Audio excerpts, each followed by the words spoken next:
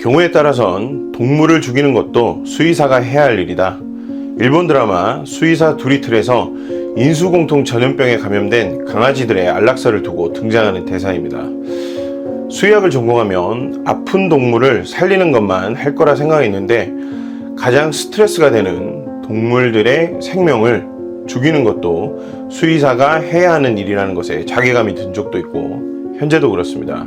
오늘은 반려동물의 안락사에 대한 썰을 풀어보려 합니다.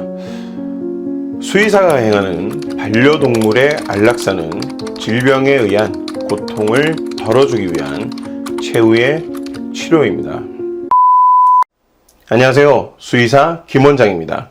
동물병원에서 얘기해주지 않는 동물병원 리얼스토리 지금 시작합니다.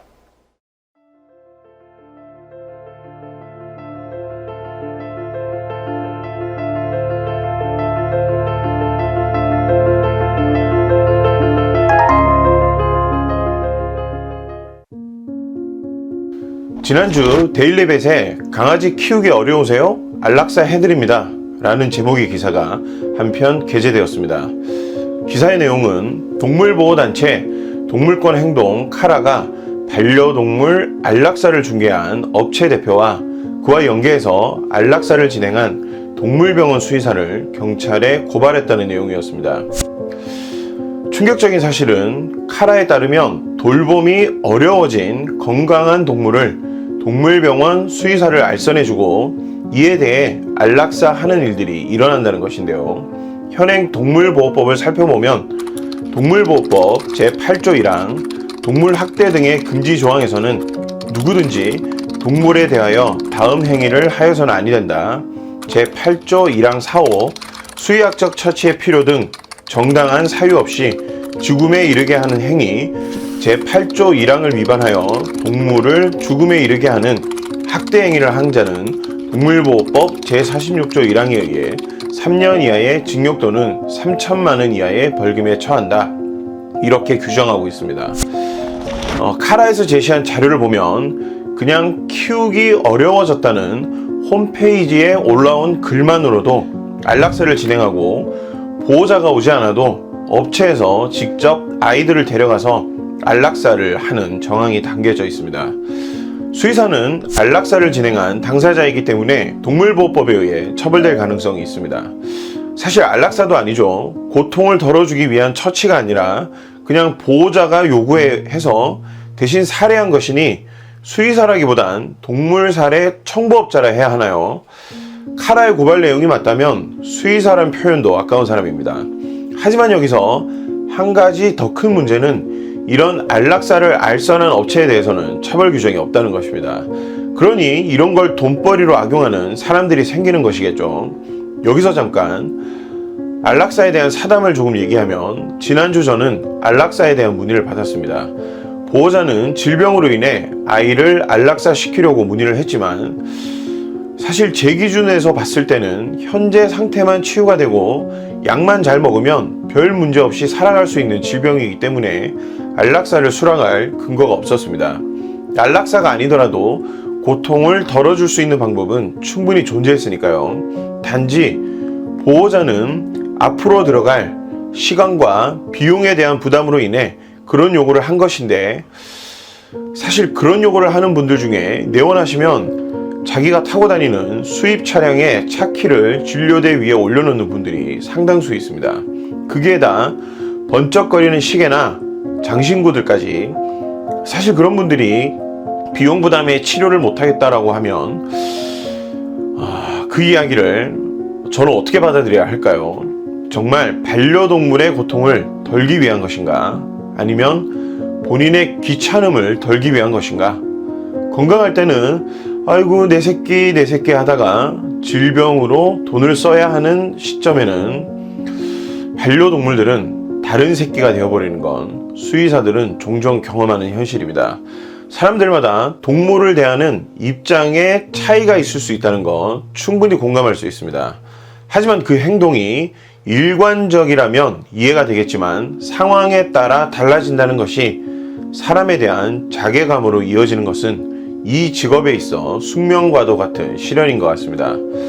그리고 반려동물들을 본인이 원해서 가족으로 받아들이는 것이 아니라 자녀들이 원해서, 다른 누군가가 원해서 아이들에게 장난감을 사줬는데 그 장난감이 살아 움직이면서 관리를 하지 않으면 아프기도 하고 치료비가 들어가기도 하고, 그렇게 생각하시는 분들도 있을 거예요. 그렇게 반려동물들이 나이가 들면서 질병에 걸리면 충분히 치료가 되거나 약으로 관리가 되는 질환임에도 불구하고 안락사를 거론하는 분들을 보면 이런 환경에 있는 분들이 종종 있더군요. 그분들은 처음부터 반려동물을 가족이라 생각하지 않기 때문에, 그래요. 충분히 그럴 수 있다 칩시다. 그러니 제발 반려동물을 받아들이기 전에는 충분히 고민해 봤으면 좋겠습니다. 절대 한 생명의 불씨를 쉽게 생각하지 않았으면 좋겠습니다. 또한 돈벌이 유혹에 혹해서 안락사를 반려동물의 고통을 덜어주기 위한 것이 아닌 돈벌이로 여기는 수의사는 없었으면 좋겠고, 이를 알선하는 이들에 대한 처벌 규정이 만들어지길 간절히 기원합니다. 이번 카라의 고발 결과를 엄숙히 기다려 보겠습니다. 드라마 수의사 두리툴 극 중에서 돌봄이 불가능한 고양이의 안락사에 대해 이야기하는 것을 잠시 인용해보면, 가치를 왜 인간이 결정하는가? 그렇게 가치를 매기는 건 인간의 이기심이다.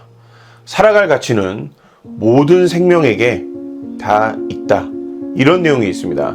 이것은 반려동물을 통해 배울 수 있는 생명 존중에 대한 교훈이며, 사람들도 동물들도 존중받아야 할 이유라는 걸 알았으면 좋겠습니다. 오늘은 너무 화가 나서 주절주절 썰을 푼 것 같아 죄송합니다. 안락사에 대한 생각은 사람마다 다를 수 있으니 저의 의견과 다른 의견을 가진 분들은 비난이 아닌 의견을 주시면 감사하겠습니다. 저는 어디까지나 안락사는 반려동물의 고통을 다른 치료로 더 이상 감소시켜주지 못하고 고통 속에서 명을 이어가야 하는 경우에 한해서만 최후의 수단으로 안락사를 동의하는 입장입니다. 안락사를 단순히 옹호한다는 오해는 없었으면 좋겠습니다.